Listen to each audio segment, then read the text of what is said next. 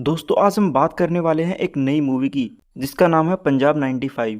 इस मूवी को थिएटर में रिलीज नहीं होने दिया और सीधा ही इस मूवी को ओटीटी पर रिलीज किया गया, लेकिन रिलीज होने के सिर्फ 2 दिन बाद ही इस मूवी को हटा दिया गया था। और तो और पहले इस मूवी को 3 साल तक रिलीज ही नहीं होने दिया।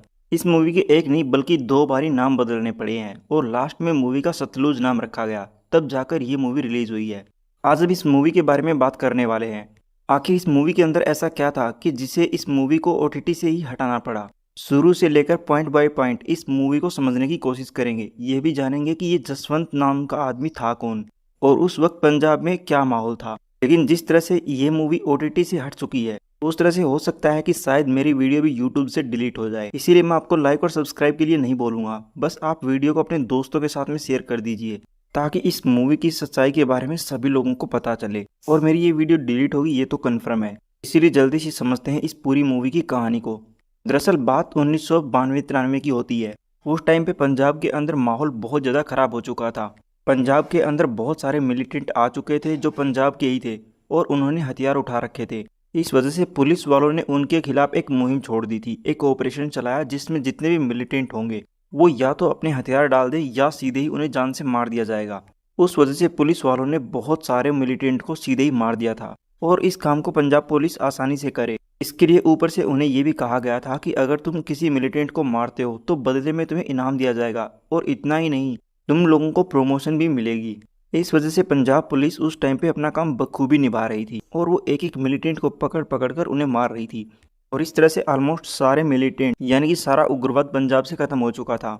लेकिन पुलिस वालों के मन में लालच आ चुका था, इस वजह से उन्हें कुछ ना कुछ तो करना ही था। इसीलिए पुलिस वालों ने एक प्लान सोचा। गांव के अंदर जितने भी नौजवान लड़के हुआ करते थे उन्हें दिन दहाड़े या रात को उठा लिया जाता था और किसी को इस बारे में पता भी नहीं चलने देते और उन्हें मिलिटेंट दिखाकर मार दिया जाता था। इस तरह से छोटे पुलिस वाले जिनका ओहदा बहुत छोटा था, पोस्ट बहुत छोटी थी, उनको भी प्रमोशन मिल जाता था। और इस तरह से पंजाब पुलिस उस टाइम पे अपना काम करती रही। और इस ऑपरेशन को लीड करने वाला एक एसएसपी था जिसका बिट्टा नाम था। वो अपने 2-4 पुलिस वालों के साथ में रात में जाता और जिन जिन नौजवान लड़कों को उसने गांव से घरों से उठाया था उन्हें वो सतलुज नदी के पास में लेके आता और वहां पे लाकर उन्हें मार देता। बिट्टा की गाड़ी चलाने वाला एक ड्राइवर भी है जिसका कुलजीत नाम है। आप इसके चेहरे को ध्यान से देख लीजिए क्योंकि ये इंसान आगे जाके बहुत काम आने वाला है। और इस तरह से पंजाब के हर एक गांव से लोगों के गायब होने की खबरें आने लगी थी क्योंकि उनके नौजवान बच्चे अब गायब होने लगे थे, किसी को नहीं पता कि वो गए कहाँ। इसी बीच हम हमारे कहानी के मेन कैरेक्टर जसवंत को देखते हैं। दिलजीत दोसांझ ने जसवंत सिंह खालरा का रोल निभाया है। पैसे से वो एक बैंक में काम करता है, लोगों की हेल्प करता है और ये बात जसवंत को भी पता चल जाती है कि गांव के अंदर से बहुत सारे लोग गायब हो रहे हैं और उनमें एक उसकी चाची भी थी। जसवंत को नहीं पता कि वो आखिर कहाँ गए। दरअसल 6 महीने पहले भी उसकी चाची के एक बेटे की मृत्यु हो गई थी, उसी वजह से उसकी चाची पूरी तरह से पागल हो चुकी है और अब वो लापता हो चुकी है। इसीलिए जसवंत यहाँ से अपने पड़ोस में एक और आंटी के पास में जाता है। यहाँ पर इस औरत से जसवंत पूछता है कि क्या मेरी चाची यहाँ आपके पास आई थी, लेकिन वो औरत बताती है कि नहीं, वो मेरे पास में नहीं आई। और पुलिस के अंदर माहौल बहुत ख़राब हो चुका है। इस औरत का बेटा भी अभी अभी पुलिस में लगा है। हमें पता चलता है कि जसवंत की एक पत्नी भी है जिसका परमजीत नाम है, जो कि एक छोटी सी लाइब्रेरी के अंदर काम करती है। साथ ही साथ जसवंत के 2 बच्चे भी हैं। जसवंत अगले दिन यहाँ से एक रिपोर्ट लिखवाने के लिए पुलिस में चला जाता है। वो मिसिंग रिपोर्ट लिखवाने के लिए आया है, लेकिन पुलिस वाले उसके इस काम को सीरियसली नहीं ले रहे थे। पुलिस वालों का कहना है कि आए दिन लोग खोते रहते हैं, तुम्हारी आंटी भी 2-4 दिन के बाद वापिस आ जाएगी। पुलिस का ये रवैया देखकर जसवंत के मन में बात हजम नहीं होती। इस वजह से वो यहाँ से हॉस्पिटल में चला जाता है और अपनी आंटी के बारे में पूछताछ करनी शुरू करता है। लेकिन वहाँ पर भी उसकी आंटी का कोई रिकॉर्ड नहीं था। जो मुर्दा घर होता है वहाँ पर भी वो जाता है, क्या पता उसकी आंटी मर गई हो, लेकिन वहाँ पर भी उसे कोई रिकॉर्ड नहीं मिलता। जसवंत को ये भी पता चलता है कि यहाँ पर बहुत अधिक मात्रा में लावारिस लाशें आती रहती हैं। पड़ोस के गांव का जो पुलिस वाला था जसवंत उसके पास में जाता है, जो कि जसवंत के साथ में 12वीं क्लास तक पढ़ा भी था, और जसवंत उससे हेल्प मांगता है। लेकिन उसका दोस्त पुलिस वाला एक ही बात कहता है कि जसवंत इस काम में मत पड़ो, अच्छा यही होगा कि तुम इन सबको छोड़ दो और अपने काम से काम रखो। लेकिन यहीं से जसवंत सिंह को कुछ दाल में काला नजर आने लगता है। जसवंत यहाँ से शमशान घाट में जाता है जहाँ पे उसे एक चौंकाने वाली बात पता चलती है। उसे पता चलता है कि नगर निगम से लाखों टन लकड़ी लाई जाती है सिर्फ और सिर्फ लाशों को जलाने के लिए। उसी वजह से शमशान घाट में इस चीज़ का रिकॉर्ड रखा जाता है कि किसको जलाया गया है। और यहाँ पर जसवंत को अपनी आंटी का नाम मिल जाता है। उसे पता चल जाता है कि मेरी आंटी को लावारिस बता के जला दिया गया है। और ये सच में बहुत ही हैरान करने वाली बात थी। इस बारे में जसवंत अपने पुलिस वाले दोस्त से पूछता है और कहता है कि तुम्हें इस बारे में पहले से ही पता था, लेकिन तुमने किसी को क्यों नहीं बताया। और जसवंत का ये दोस्त जसवंत को हर एक सही जानकारी बता देता है कि इस तरह से किरपाल की माँ हमारे पास में आई थी, लेकिन एसएसपी बिट्टा ने उसे भी खेतों में ले जाकर मार दिया। और जसवंत का दोस्त ये भी बताता है कि पुलिस वाले गांव से जवान जवान लोगों को उठाते हैं और उन्हें मिलिटेंट घोषित करके मार देते हैं। इसी वजह से तो हर गांव से गायब होने की खबरें आने लगी हैं। जसवंत अपने दोस्त को कहता है कि तुम ये काम छोड़ क्यों नहीं देते, तो उसका दोस्त एक और बात बताता है कि मेरी तरह बहुत सारे पुलिस वाले ऐसे भी हैं जो इस काम को छोड़ना चाहते हैं, लेकिन जो ये काम छोड़ देते हैं अगले दिन वो खुद पुलिस वाले ही गायब हो जाते हैं, यानी कि उन्हें भी मार दिया जाता है। इसीलिए मैं चाहकर भी इस काम को नहीं छोड़ सकता। इसीलिए जसवंत आगे आता है और वो एक वकील को भी हायर करता है, लेकिन जसवंत के पास में पुख्ता सबूत नहीं थे और उसे बहुत सारे सबूत जुटाने की जरूरत थी। इस वजह से जिन शमशान घाट पे लाशों को जलाया जा रहा था वहाँ की वो फोटो क्लिक करवाता है और वहाँ पर जितने भी रिकॉर्ड्स थे गायब लावारिस लाशों के, उन सभी के रिकॉर्ड्स वो खुद ले लेता है। और तो और जसवंत गांव गांव जाकर उन सभी लोगों से भी मिलता है जिनके घर वाले गायब हो चुके थे। किसी का भाई, किसी का पिता और किसी का बेटा, बहुत सारे लोग गायब हो चुके थे। लेकिन सवाल ये था कि वो कहाँ गए। उन फैमिली वालों को तो अभी भी ये लग रहा था कि हमारे दोस्त रिश्तेदार अभी भी जिंदा होंगे, लेकिन उन्हें नहीं पता था कि उनके दोस्त रिश्तेदारों को मारकर सतलुज नदी में बहा दिया है। इतनी सारी लाशें बहकर पंजाब से राजस्थान में भी जाने लगी थी। अब जसवंत बहुत सारे सबूत जुटाकर कोर्ट में पहुंच जाता है और कोर्ट के अंदर इस केस की शुरुआत हो जाती है। ये मुहिम छोटी सी थी, लेकिन किसी को नहीं पता था कि ये मुहिम बहुत बड़ा रूप लेने वाली है। और ये बात अब ऊपर सीएम तक पहुंच जाती है। उसे भी पता चल जाता कि एक जसवंत नाम का आदमी है जिसने ह्यूमन राइट्स वालों के साथ में मिलकर लावारिस लोगों को खोजने की मांग उठाई है। इसीलिए सीएम जल्दी से डीजीपी बिट्टा के साथ में मुलाकात करता है। तो बिट्टा कहता है कि चिंता मत करो, मैं अपने आप इस काम को सुलझाता हूँ। इस वजह से जसवंत के घर के सामने 24 घंटे पुलिस की गाड़ी खड़ी रहती। जसवंत के ऊपर निगाह रखी जा रही थी, लेकिन जसवंत को नहीं पता था कि ये पुलिस वाले मेरे ऊपर निगाह क्यों रख रहे हैं। उधर डीजीपी बिट्टा वो भी एक प्रेस कॉन्फ्रेंस करता है जिसमें वो बताता है कि पुलिस के ऊपर जो एलिगेशन लगे हैं कि हमने लोगों को गायब करवाया है, तो वो सारे निराधार हैं। जो लोग गायब हुए हैं वो यहाँ से यूरोप, कनाडा वहाँ चले गए हैं और वहाँ पर जाकर दिहाड़ी मजदूरी करने लगे हैं। अब ये बात जब जसवंत को पता चलती है तो वो भी बिट्टा के ऊपर काउंटर अटैक करता है। बताता है कि अगर ये लोग गायब हो चुके हैं या फिर दूसरे देशों में चले गए हैं तो शमशान घाटों की लिस्ट में इन लोगों का नाम क्यों है। और यही एक बात पूरे मीडिया के अंदर जोर पकड़ लेती है। अब ये जो डीजीपी बिट्टा है वो काफ़ी ज़्यादा डर जाता है। उसे पता चल जाता है कि मेरी सच्चाई लोगों के सामने आने वाली है, तो वो अपनी एक और चाल चलता है। वो एक सुग्गा नाम के आदमी को एसएसपी बना देता है, यानी कि उसका प्रमोशन कर देता है और कहता है कि तुम मुझे ही रिपोर्ट करोगे, लेकिन जो नीचे रायता फैला हुआ है उसको समेटने की सारी जिम्मेवारी तुम्हारी होगी। तो सुग्गा अपने काम पे लग जाता है। जो जो इंसान उसके खिलाफ बोलने की कोशिश करते सुग्गा उन्हें मरवा देता और उन लोगों की लाशों को नदी में बहा देता था। किसी को पता तक नहीं चलता था। लेकिन धीरे धीरे लोगों के अंदर जागरूकता फैलने लगी, जो कि जसवंत ही फैला रहा था। उस वजह से लोग धरने धरने लगे थे और सीबीआई जांच की मांग करवाने लगे थे, क्योंकि एक साथ हजारों लोगों के गायब होने की खबरें आने लगी थी। जसवंत के घर पर भी धमकियां आने लगी थी, लेकिन जसवंत किसी से डरने वाला था नहीं।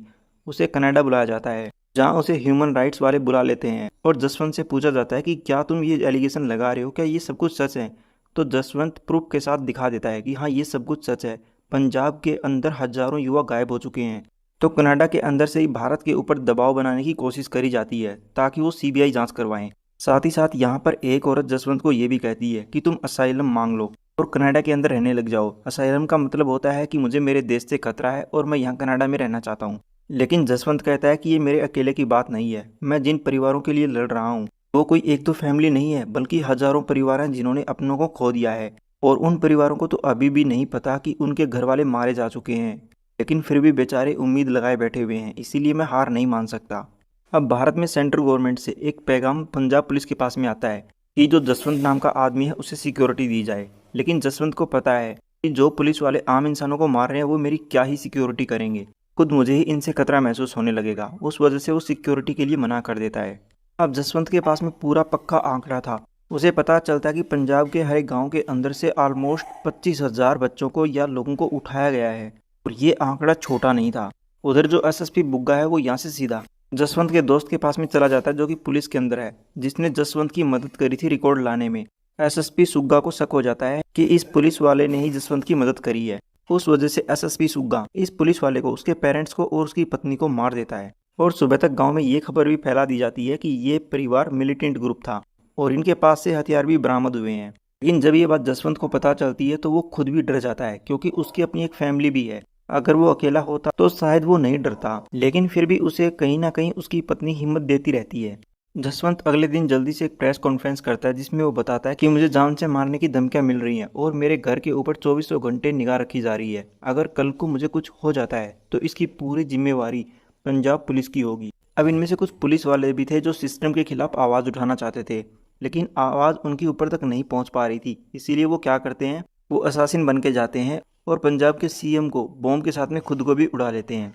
और ये बात आग की तरह हर एक जगह फैल जाती है। लेकिन जसवंत एक सुबह जब अपनी गाड़ी धो रहा था, उसी वक्त वहाँ पे एक लाल रंग की गाड़ी आती है जो जसवंत सिंह को उठा ले जाती है। और इसके बाद से जसवंत को ढूंढने के लिए मुहिम चलाई जाती है, लेकिन जसवंत सिंह कहीं पर भी नहीं मिलता।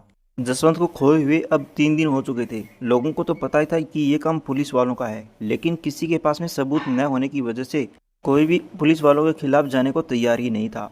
जसवंत सिंह की जो पत्नी परमजीत है वो भी धरने पर बैठ जाती है और बार बार मीडिया के सामने आके गुजारिश कर रही थी कि मेरे हस्बैंड को ढूंढने में मदद करो। पंजाब हरियाणा हाई कोर्ट से ऑर्डर आता है कि जसवंत सिंह के लिए सीबीआई जांच की मांग होनी चाहिए। उस वजह से पूरे 2 महीने बाद सीबीआई जांच शुरू हो जाती है और यहाँ पे सीबीआई का एक अधिकारी जिसका समुद्र सिंह नाम है वो आता है। वो आते ही सबसे पहले अपनी कार्रवाई शुरू कर देता है। जसवंत सिंह की पत्नी से सवाल जवाब करता है, पूछता है कि क्या तुमने उस दिन देखा था। वो बताती है कि मैं बच्चों को स्कूल छोड़ने गई थी और तब मैंने देखा था कि ये एक गाड़ी हमारे गली के कोने में खड़ी थी और जिन जिन लोगों ने उस लाल रंग की गाड़ी को देखा था, समुद्र उन सभी आई विटनेस से बातचीत करता है। यहाँ तक कि जसवंत की पत्नी ये भी बताती है कि हमने पुलिस में रिपोर्ट लिखवाने की, एफआईआर दर्ज करवाने की कोशिश करी थी, लेकिन पुलिस वालों ने साफ साफ मना कर दिया कि इस तरह की रिपोर्ट नहीं लिखी जाएंगी। तो समुद्र को पता चल जाता है कि जरूर दाल में कुछ काला है और मुझे इसी दाल को ठीक करने के लिए बहुत सारे सबूत चाहिए होंगे। तो समुद्र अपने इस काम में लग जाता है। वो हॉस्पिटल और शमशान घाट उनको छोड़ता नहीं, वहाँ पर भी जाता है और हर एक रिकॉर्ड को ट्रैक करता है। लेकिन वहाँ पर उसे जसवंत नाम के किसी भी आदमी का कोई जिक्र नहीं मिलता। लेकिन उसे इतना तो पता चल जाता है कि पंजाब के अंदर हजारों मात्रा में लावारिस लोगों की लिस्ट पड़ी है। सीबीआई ऑफिसर समुद्र बहुत सारे पुलिस वालों से भी सवाल जवाब करता है, लेकिन पुलिस वाले टस से मस नहीं हो रहे थे। समुद्र को ये तो पता चल ही जाता है कि कोई ना कोई ऐसी ताकत इनके पीछे है जो इन पुलिस वालों को प्रोटेक्ट कर रही है। और इसी बीच समुद्र को वो गाड़ी का ड्राइवर मिल जाता है जो लाल रंग की गाड़ी थी, उसका असली मालिक। और तब समुद्र इस आदमी से पूछताछ करता है। जिस आदमी की गाड़ी है वो आदमी बताता है कि 6 तारीख को गाड़ी तो साहब लेके गए थे, यानी कि कुछ पुलिस वाले लेके गए थे और मैंने उनसे कोई किराया भी नहीं लिया। समुद्र पता कर लेता है कि जो पुलिस वाले तुम्हारी गाड़ी लेके गए थे उनका क्या नाम है, तो ये गाड़ी का ओनर नाम बता देता है। इसीलिए समुद्र उसी जगह पे पहुंच जाता है। यहाँ पे एक बंदे की शादी हो रही थी जो कि पुलिस में ही था। कुछ दिन पहले ये बंदा छोटी रैंक पे था, लेकिन आज एएसआई बन चुका है। इस वजह से समुद्र इससे भी और बाकी पुलिस वालों से पूछताछ करता है, लेकिन ये पुलिस वाले अपनी जुबान खोलने को तैयार ही नहीं थे। लेकिन समुद्र को इनके खिलाफ कोई सबूत चाहिए था, तभी समुद्र इनके खिलाफ कार्रवाई कर सकता था।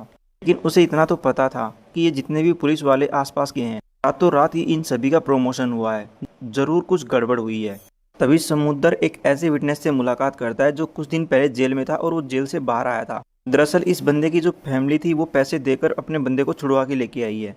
तो ये आदमी जो अभी अभी जेल से आया है वो बताता है कि मैं उस रात जेल के अंदर ही था और जेल के अंदर किसी जसवंत नाम के आदमी को लाया गया था जो मेरी बगल वाली सेल के अंदर ही बंद था। सारे पुलिस वाले तो वहाँ से चले गए थे, लेकिन उस जेल के अंदर केवल एक ही आदमी रहा था जो वहाँ पे खाना बनाता रहता है और कभी कभी वो एसएसपी सुग्गा की गाड़ी भी चलाता है। इस तरह से समुद्र को एक और विटनेस मिल जाता है। अब समुद्र सीधा ही यहाँ से एसएसपी सुग्गा से बात करने को चला जाता है, लेकिन एसएसपी टेढ़े मेढ़े जवाब देने लगता है। वो अमन की बात करने लगता है, साथ ही साथ उसे धमकाने भी लगता है इशारों इशारों में। सुग्गा ये भी कहता है कि ये पंजाब है और तुम यहाँ की राजनीति बिल्कुल भी नहीं समझ पाओगे और अभी तक हमारी पुलिस ने कोई भी गलत काम भी नहीं किया है। तो समुद्र को पता चल जाता है कि अब मुझे उंगली टेढ़ी करनी ही पड़ेगी। वो एसएसपी सुग्गा को एक ही बात बोलता है कि आज नहीं तो कल केवल जवाब तुम्हें ही देना होगा, और वो इतना बोल के चला जाता है। उधर जो जसवंत की पत्नी है वो भी अभी प्रोटेस्ट कर रही है, लोगों को जोड़ने का काम कर रही है। लेकिन जसवंत की पत्नी को नहीं पता कि जिन लोगों के वो खिलाफ लड़ रही है वो बहुत ज़्यादा ऊपर हैं और उनके हाथ में पूरे पंजाब की ताकत है। तभी सीबीआई ऑफिसर समुद्र परमजीत के पास में आता है और बताता है कि मुझे एक विटनेस मिल चुका है। उसने बताया कि जसवंत 6 तारीख को उसी की सेल के पास में था। हम गवाही के लिए उसे कोर्ट में ले जाएंगे। कोर्ट उस थाने के ऊपर साथ ही साथ वहाँ के पुलिस वालों के ऊपर जांच करने का आदेश दे देगा। उधर धीरे धीरे दिवाली भी नज़दीक आ जाती है। जो ये एसएसपी सुग्गा है ये परमजीत के पास में पहुंचता है उसके घर पर और वहां पर जाकर उससे अकेले में बात करता है। उसे डरा धमकाकर केस को वापस लेने को कहता है और ये भी कहता है कि तुम ये जो प्रोटेस्ट कर रही हो इन्हें भी बंद कर दो, कुछ नहीं मिलने वाला। अगर तुम ये सारे काम बंद कर देती हो तो मैं अगले 2 दिन के अंदर तुम्हारे हस्बैंड को तुम्हारे पास में ले आऊँगा। लेकिन परमजीत को पता है कि ये पुलिस वाले बहुत झूठे हैं और मुझे इन्हीं के खिलाफ लड़ाई लड़नी है, तो आखिर मैं अपने केस को वापस कैसे ले सकती हूँ। इसीलिए वो सुग्गा को साफ साफ मना कर देती है कि जब तक जिंदा हूँ मैं केस लड़ती रहूंगी। तो सुग्गा को इस बात से बहुत गुस्सा आता है। सुग्गा एक ही बात कहता है कि तुम्हारे हस्बैंड जसवंत ने ये कहा कि 25,000 लोग गायब हुए हैं, तुम उनमें अब एक नाम और जोड़ लो, यानी कि 25,001। इससे बेचारी परमजीत कौर डर जाती है। अब जो पंजाब का डीजीपी था बिट्टा, वो अब रिटायर हो जाता है। उसकी जगह पे एक वर्मा नाम का नया डीजीपी आ जाता है जो सारे पुलिस वालों को कहता है कि तुम लोगों की वजह से पूरे पंजाब पुलिस की नाक कट रही है, लोगों को तुम्हें देखकर सुरक्षा महसूस होनी चाहिए, लेकिन लोग खुद तुम लोगों से डरे हुए हैं, ऐसे कैसे सिस्टम चलेगा। और बाद में ये वर्मा नाम का डीजीपी एसएसपी सुग्गा से बातचीत करता है और उसे कहता है कि अखबारों में तुम्हारे बारे में क्या क्या लिखा जाता है, केवल तुम्हारी वजह से बहुत सारे पुलिस डिपार्टमेंट बदनाम हो चुके हैं। मैं तुम्हें केवल 1 हफ्ते की मोहलत देता हूँ, जहाँ पर भी जसवंत है तुम उसे जिंदा मेरे पास में लेके आओगे। तो सुग्गा कह देता है कि ठीक है सर, मैं बहुत जल्दी जसवंत को ढूंढने की कोशिश करता हूँ। उधर समुद्र भी अपने काम में लगा हुआ है, लेकिन एक दिन उसे जानकारी मिलती है कि उसके जो 2 आई विटनेस थे उन दोनों की मृत्यु हो चुकी है। उन दोनों को उग्रवादी समझकर मार दिया गया है। उनके पास में हथियार भी बरामद हुए हैं। इनमें से एक तो वो इंसान था जिसने ये दावा किया था कि उस रात जसवंत को मेरी सेल के अंदर ही लाया गया था, उसे पीटा गया था। इस वजह से अब समुद्र के लिए परेशानी खड़ी होने वाली थी, क्योंकि उसके पास में जो कुछ बचा था वो सारा जा चुका है, यानी कि दोनों गवाह मारे जा चुके हैं। अब जैसे तैसे कोर्ट के अंदर केस तो शुरू हो जाता है। यहाँ पर जो सीबीआई की तरफ से वकील केस लड़ रहा था वो ये बताता है कि 25,000 लोग गायब हो चुके हैं और इस कमरे के अंदर जितने भी ये पुलिस वाले बैठे हुए हैं ये पहले कांस्टेबल हुआ करते थे और आज सभी इंस्पेक्टर बन चुके हैं, क्योंकि इन लोगों को उग्रवाद को मारने के लिए इनाम मिलता है। लेकिन इन लोगों ने अपने प्रमोशन के चलते गांव के निहत्थे लोगों को मारना ही शुरू कर दिया ताकि इनका प्रमोशन हो जाए। और ये बात जज के मन में भी फिट बैठ जाती है कि बात में दम है। इसी वजह से अगली सुनवाई तक जो पुलिस वाले अभी जिनका प्रमोशन हुआ था उन सारे लोगों को कोर्ट सस्पेंड कर देता है। और सीबीआई ऑफिसर समुद्र यहाँ से सीधा एसएसपी सुग्गा के पास में जाता है। उसे बताता है कि तुम्हारे ऊपर जो लोग थे वो रिटायर हो चुके हैं, यानी कि बिट्टा रिटायर हो चुका है, और जो तुम्हारे नीचे लोग काम किया करते थे वो सारे के सारे सस्पेंड हो चुके हैं। अब केवल तुम ही बचे हो और जैसा कि मैंने कहा था कि जवाब तो तुम्हें ही देना होगा, यानी कि अब तुम चारों तरफ से फंस चुके हो, तुम्हारे पास में कोई ऑप्शन नहीं है, इसीलिए सच बताने में ही तुम्हारा भला है। सुग्गा काफ़ी ज़्यादा डर जाता है। वो रिटायर्ड ऑफिसर बिट्टा के पास में कॉल करता है जो कि डीजीपी रह चुका है। उसे कहता है कि मैं फंस चुका हूँ, प्लीज़ मेरी मदद करो, अगर मैं फंस गया या सामने आ गया तो मैं सभी लोगों के नाम ले दूंगा। तो बिट्टा कहता है कि तुम चिंता मत करो, मैं तुम्हें एक प्लान बताता हूँ, उसके अकॉर्डिंग तुम एक जगह पे अकेले में आओ। और सुग्गा वहाँ पे अकेले में चला जाता है। लेकिन अगले ही दिन पता चलता है कि एसएसपी सुग्गा ने ट्रेन के आगे आकर अपनी जान दे दी है। दरअसल सुग्गा को मरवाने के पीछे डीजीपी बिट्टा का ही हाथ था, लेकिन उसने सुग्गा को इस तरह से मरवा दिया कि ये एक सुसाइड दिखे। लेकिन ये इस तरह से केस नीचे ही नीचे दबता जा रहा था और जसवंत के बारे में अभी तक कोई जानकारी सीबीआई को नहीं मिल रही थी। लेकिन समुद्र को तभी एक आदमी दिखाई देता है। इस आदमी का कुलजीत नाम है। जैसा कि मैंने शुरू में बताया था कि इस आदमी का नाम याद रखना, क्योंकि ये आदमी आगे काम आने वाला है। तो सीबीआई ऑफिसर समुद्र इस कुलजीत नाम के आदमी से बातचीत करता है। कुलजीत को कहता है कि तुम हमेशा सुग्गा के साथ में रहा करते थे, उसकी गाड़ी चलाया करते थे और साथ ही साथ उसके लिए खाना भी बनाया करते थे।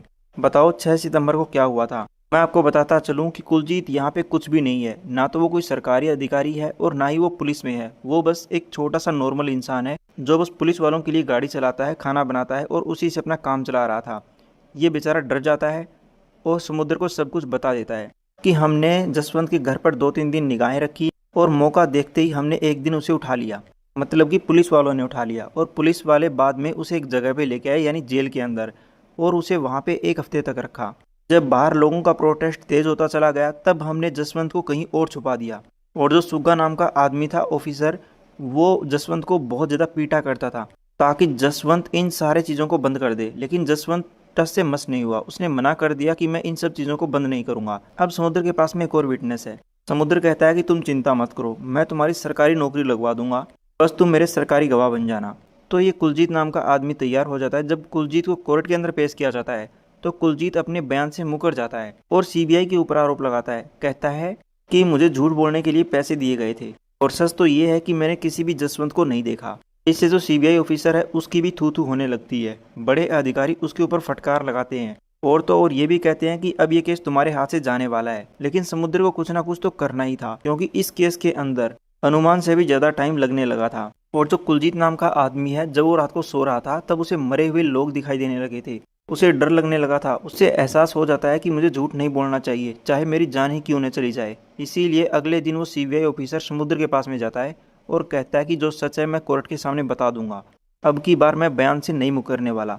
उस वजह से अगले दिन फिर से कुलजीत को कोर्ट में पेश किया जाता है। जज कहता है कि पिछली बार तुम जुबान से मुकर गए थे, क्या अब की बार भी ऐसा ही होगा? तो कुलजीत यहाँ सब कुछ सच बताने लगता है कि ये सारे पुलिस वाले जिनका अभी अभी प्रमोशन हुआ था, तो जसवंत को बहुत ज़्यादा पीटा करते थे और उनके जाने के बाद मैं जसवंत को खाना खिलाया करता था। लेकिन एक दिन थाने के अंदर डीजीपी बिट्टा और एसएसपी सुग्गा, ये दोनों ही वहाँ पे आए थे और अकेले कमरे में गए थे। मैंने बस गोलियों की आवाज़ सुनी और पता चला कि उन लोगों ने जसवंत को मार दिया। बाद में जसवंत की लाश को सतलुज रिवर के पास में लाया गया और वहाँ पर उस नदी के अंदर फेंक दिया गया। अब ये बात सुनते ही बेचारी परमजीत कौर, उसका दिल टूट जाता है, उसकी आंखें भर आती हैं, क्योंकि अब तक उसे ये लग रहा था कि जसवंत जिंदा हो सकता है, लेकिन अब जसवंत नहीं रहा और वो बेचारी बिलख बिलख कर रोने लगती है। उसके पैरों के नीचे से जमीन खिसक जाती है और ऐसा कहा जाता है कि उसके बाद से जसवंत सिंह खालरा की कभी भी लाश नहीं मिली। लेकिन जो कुलजीत नाम का आदमी था, उसे जब पंजाब हरियाणा हाईकोर्ट में ले जाया गया, उससे एक दिन पहले उसके घर में घुसकर किसी ने उसकी हत्या कर दी। बाद में और ज़्यादा तेज इन्वेस्टिगेशन हुई, जिसमें छोटे मोटे पुलिस वाले तो पकड़ लिए गए, लेकिन कभी भी उस डीजीपी बिट्टा का नाम सामने नहीं आया। इस मूवी को बनाने के लिए दिलजीत दोसांझ को 3 साल लगे, लेकिन मूवी बनने के बाद भी इस मूवी को रिलीज नहीं होने दिया। दो बार इस मूवी का नाम चेंज करना पड़ा है। साथ ही साथ सेंसर बोर्ड ने इस मूवी के अंदर 127 कट लगाए थे, तब जाकर इस मूवी को ओटीटी पर ही रिलीज किया गया। लेकिन 2 दिन बाद ओटीटी पर से भी इस मूवी को हटा दिया गया था। और हटाया क्यों गया था? क्योंकि ये मूवी सिस्टम के फेलियर को दिखाती है और साथ ही साथ उस टाइम के पंजाब पुलिस का असली चेहरा भी दिखाती है कि किस तरह से डेमोक्रेसी की हत्या हो सकती है और लोगों को बिना किसी वजह से पकड़ा जा सकता है। साथ ही ये मूवी हमें ये भी दिखाती है अगर हम सिस्टम के खिलाफ जाने की कोशिश करेंगे तो हमारा क्या हाल होगा। और ये भी हो सकता है कि शायद मेरी वीडियो को भी यूट्यूब से डिलीट कर दिया जाए। इसी वजह से मैंने आपसे पहले भी कहा था कि प्लीज़ आप इस वीडियो को अपने दोस्तों के साथ में शेयर ज़रूर कर देना। मुझे सब्सक्राइब और लाइक नहीं चाहिए, मैं बस यही चाहता हूँ कि ये वीडियो डिलीट होने से पहले ज़्यादा से ज़्यादा लोगों तक पहुँच जाए। Thank you for watching.